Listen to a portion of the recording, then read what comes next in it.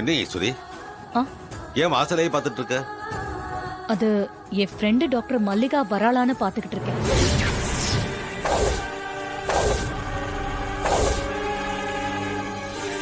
ஃபங்க்ஷனுக்கு அவங்க வரேன்னு சொன்னாங்களா?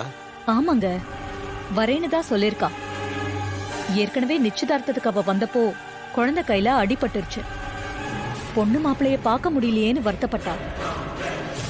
அதனாலதான் இந்த பந்தக்கால் ஃபங்க்ஷனுக்கு வரேன்னு சொல்லி நேத்து நைட்டே போன் பண்ணி சொல்லிட்டா. கட்டாயம் வருவேன்னு சொல்லிருக்கா. அதான் வராளான்னு பாத்துக்கிட்டு இருக்கேன். ஐயோ, ஃபோன் பண்ணி பாரும்மா. ஃபோன் பண்ணேங்க. ஹாஸ்பிட்டல்ல ஏதோ முக்கியமான மீட்டிங்கா, அத முடிச்சிட்டு வரேன்னு சொல்லிருக்கா. அவ எப்பவுமே இப்படிதான். அவளுக்கு எப்பவும் ஹாஸ்பிட்டல் ஹாஸ்பிட்டல் ஹாஸ்பிட்டல் தான். வெயிட் பண்ணி பார்க்கலாம். ம்.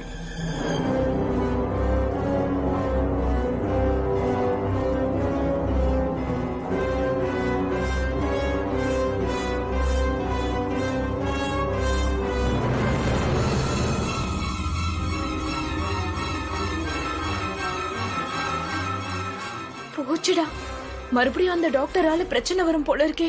அந்த டாக்டர் இருக்க வரைக்கும் நம்ம கல்யாணத்தை நிம்மதியா நடத்தவே முடியாத. அப்ப இந்த கல்யாணம் நடக்காதா? கவலைப்படாத, நான் இப்ப அந்த டாக்டர் இருக்க ஹாஸ்பிட்டலுக்கு போய் ஏதாவது செஞ்சு அவளை வரவிடாம பண்றேன். ஆ, நான் எங்க இருக்குன்னு கேட்டா ரெஸ்ட் ரூம் போயிருக்க அது இதுன்னு சொல்லி சமாளிச்சிருந்தேன்.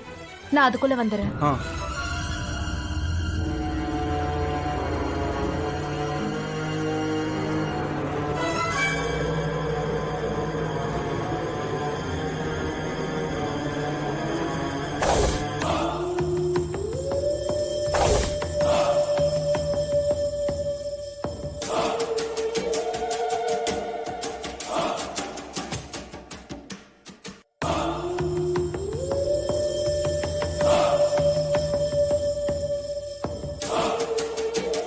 ओम विनायकाय नमः, ओम विघ्नराजाय नमः, ओम गौरीपुत्राय नमः, ओम गणेश्वराय नमः.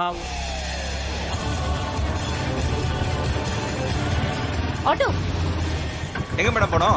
நான் சொல்றேன், எடுத்துட்டு போங்க. சரி உட்காருங்க. சீக்கிரம் கிளம்புங்க.